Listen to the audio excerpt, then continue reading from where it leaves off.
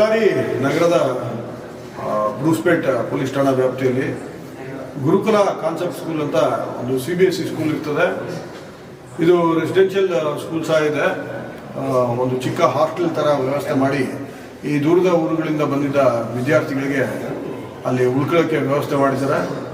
ಈ ದಿನ ರಾತ್ರಿ ಸುಮಾರು 9 ಜನ ವಿದ್ಯಾರ್ಥಿಗಳು ಅಲ್ಲಿ ಅವರ ಒಂದು ಶಿಕ್ಷಕಿ ಬ್ಲೆಸ್ಸಿ ಅಂತ ಸೋಷಿಯಲ್ ಸ್ಟಡೀಸ್ನ ಶಿಕ್ಷಕಿಯವರ ನಿಗಾವಣೆಯಲ್ಲಿ ಅಲ್ಲಿ ಇವತ್ತು ಇದ್ದಾಗ ಒಬ್ಬ ಅಪ್ರಾಪ್ತ ವಯಸ್ಸಿನ ವಿದ್ಯಾರ್ಥಿ ಸಡನ್ಲಿ ಒಂದು ಫಿಟ್ ಆಫ್ ರೇಂಜ್ ಥರ ಆಗಿ ಒಂದು ಹರಿತವಾದ ವಸ್ತುವಿಂದ ರ್ಯಾಂಡಮ್ ಆಗಿ ಎಲ್ಲರ ಮೇಲೆ ಹಲ್ಲೆ ಮಾಡಿ ಇದರಲ್ಲಿ 7 ಜನ ಗಾಯಾಳುಗಳು. ದುರದೃಷ್ಟವಶಾತ್ ಇದರಲ್ಲಿ ಒಬ್ಬ ಅಪ್ರಾಪ್ತ ಬಾಲಕ ಮರಣ ಹೊಂದಿದ್ದಾರೆ.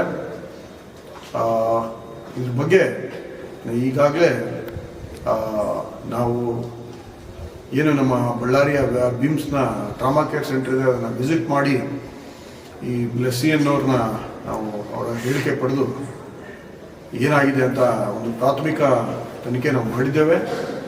ಹಾಗೆ ನಮ್ಮ ಸೋಕೋ ಟೀಮು, FSL ಟೀಮ್ಸು ಎಲ್ಲ ಸ್ಥಳದಲ್ಲಿ ಹಾಜರಿದ್ದಾರೆ.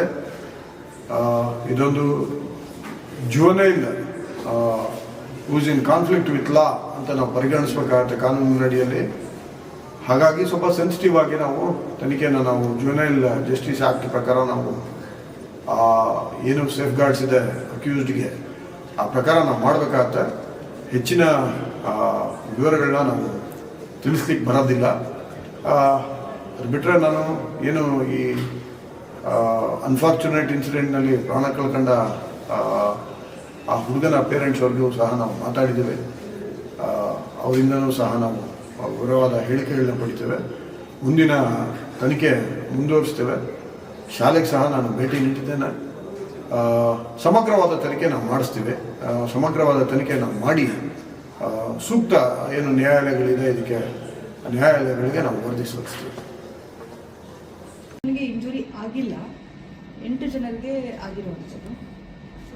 8 ಜನರಲ್ಲಿ ಒಂದು ಮಗು ಡೆತ್ ಆಗಿದೆ, ಪ್ಲಸ್ ಒಬ್ಬರು ವಾರ್ಡನ್. ಅಲ್ಲ, ಈಗ ಬಳ್ಳಾರಿ ನಗರದಲ್ಲಿ ಈ ಥರ ಎಷ್ಟು ಹಾಸ್ಟೆಲ್ಗಳಿದಾವೆ, ಇದರ ಒಂದು ಕ್ಷೇಮ ಹೇಗಿದೆ, ಅದ್ರ ಬಗ್ಗೆ ಏನಾದರೂ ನೆಕ್ಸ್ಟ್ ಈಗೇನು ನಾವೇನು ಮಾಡ್ತೇವೆ ಅಂದರೆ FIR ಅಲ್ಲಿ ಆಡಳಿತ ಮಂಡಳಿ ಬಗ್ಗೆ ಬಂದಿದ್ದು, ನಾನು ಕೂಡ ಇವತ್ತು ಘಟನಾ ಸ್ಥಳವನ್ನು ವಿಸಿಟ್ ಮಾಡಿರುವಂಥದ್ದು. ಅಲ್ಲಿ CC ಕ್ಯಾಮೆರಾಸ್ ಇನ್ಸ್ಟಾಲ್ ಮಾಡಿದ್ದಾರೆ, ಬಟ್ ಯಾವುದು ಫಂಕ್ಷನಿಂಗ್ ಇಲ್ಲ. ಹಾಗೆ ವಾರ್ಡನನ್ನು ನೇಮಕ ಮಾಡಿರುವಂಥದ್ರ ಬಗ್ಗೆ ಕೆಲವು ನಮಗೆ ಕೂಡ ಅದರಲ್ಲಿ ಪರಿಶೀಲನೆ ಮಾಡಲಿಕ್ಕೆ ಇರುವಂಥದ್ದು. ಮತ್ತು ಮಕ್ಕಳ ಸಂಖ್ಯೆ ಎಷ್ಟಿತ್ತು ಅಲ್ಲಿ ಅನ್ನುವಂಥದ್ದನ್ನು ಕೂಡ ನಾವು ಪರಿಶೀಲನೆ ಮಾಡಬೇಕಾಗಿದೆ. ವಾರ್ಡನ್ನ ನೇಮಕ ಮಾಡೋದು ಮತ್ತು ಹಾಸ್ಟೆಲ್ ನಡೆಸಲಿಕ್ಕೆ ಅವರಿಗೆ ಸರಿಯಾದ ಅಪ್ರೂವಲ್ ಅಥವಾ ಲೈಸೆನ್ಸಸ್ ಇತ್ತಾ ಅನ್ನುವಂಥದ್ದು ರೆಸಿಡೆನ್ಷಿಯಲ್ಗೆ ಅನ್ನುವಂಥದ್ದನ್ನು ಕೂಡ ನಾವು ಪರಿಶೀಲನೆ ಮಾಡ್ತೇವೆ. ಈ ನಿಟ್ಟಿನಲ್ಲಿ ನಾವು ಎಜುಕೇಷನ್ ಡಿಪಾರ್ಟ್ಮೆಂಟ್ಗೆ ರಿಕ್ವೈರ್ಡ್ ಡಾಕ್ಯುಮೆಂಟ್ಸನ್ನು ನಾವು ಈ ಕೂಡಲೇ ಕೇಳ್ತೇವೆ. ಹಾಗೆ ಸ್ಕೂಲ್ ಕಡೆಯಿಂದ ಕೂಡ ನಾವು ಕೆಲವೊಂದು ಡಾಕ್ಯುಮೆಂಟ್ಸ್ ಅವರ ಶಾಲೆಯನ್ನು ರನ್ ಮಾಡ್ತಾ ಇರೋದ್ರ ಬಗ್ಗೆ ಪರಿಶೀಲನೆಗಾಗಿ ಪಡ್ತೀವಿ. ಮೇಡಮ್, ಈಗ ಸಾಕಷ್ಟು ಇಲ್ಲಿ ಹೊರಗಡೆಯಿಂದ ಬಂದಂಥ ಆಂಧ್ರ ಬೇಸ್ಡ್ ಇನ್ಸ್ಟಿಟ್ಯೂಷನ್ಸ್ ಈ ಥರ ಇದ್ದಾವೆ ತುಂಬ. ಅಲ್ಲಿ ಭಾಳ ಸೌಲಭ್ಯಗಳು ಇಲ್ಲ ಅಂತಾರೆ. ತಾವುಗಳು ಏನಾದರೂ ಒಂದು ತಂಡ ರಚನೆ ಮಾಡಿ ಎಜುಕೇಷನ್ ಇನ್ಸ್ಟಿಟ್ಯೂಷನ್ಸು ಡೈರೆಕ್ಟ್ಲಿ ನಮ್ಮ ಅಂಡರ್ ಅಂತೂ ಬರೋದಿಲ್ಲ. ಬಟ್ ಇದರಲ್ಲಿ ಈ ಪರ್ಟಿಕ್ಯುಲರ್ ಕೇಸಲ್ಲಿ ಇರುವಂಥ ಎಜುಕೇಷನಲ್ ಇನ್ಸ್ಟಿಟ್ಯೂಷನ್ನಲ್ಲಿ ಏನು ನಮಗೆ ಸಮಸ್ಯೆಗಳು ಕಂಡು ಬಂದಿದೆ ಮಕ್ಕಳ ಸೇಫ್ಟಿ ಸೆಕ್ಯೂರಿಟಿ ಬಗ್ಗೆ, ಅದನ್ನು ನಾವು ಬೇಸ್ಡ್ ಆನ್ ದಿಸ್ FIR ಅದ್ರ ಬೇಸಿಸ್ ಮೇಲೆ ಒಂದು ವರದಿಯನ್ನು ಕನ್ಸರ್ನ್ ಡಿಪಾರ್ಟ್ಮೆಂಟ್ಗೆ ನಾವು ಕಳಿಸ್ತೀವಿ. Thank you.